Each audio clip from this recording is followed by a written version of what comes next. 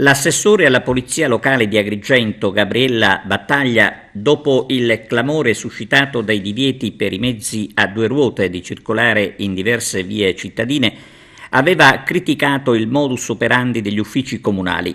Secondo l'assessore non era questo il modo di risolvere le criticità, ma nonostante l'intervento del rappresentante dell'amministrazione, i segnali di divieto continuano a spuntare come i funghi, senza badare minimamente alle esigenze dei cittadini che si vedono quasi sequestrati in casa dall'oggi al domani dai divieti collocati a sorpresa. Una sorpresa che questa mattina ha riguardato i residenti nella via Restivo a San Leone, popolatissima in questo periodo. Ebbene, gli operai del servizio segnaletica stradale sono arrivati di buon mattino per collocare all'impocco della strada il segnale. Praticamente gli uffici del comune hanno risposto così alla richiesta dei cittadini di via Restivo di sistemare in qualche modo quella che è diventata una vera e propria trazzera.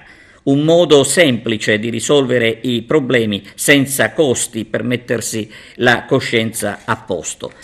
A questo punto però, proprio riguardo la via Restivo, c'è da chiedersi come mai per la sicurezza della gente non si trovino pattuglie per evitare che la strada venga attraversata controsenso a tutte le ore con gravi pericoli.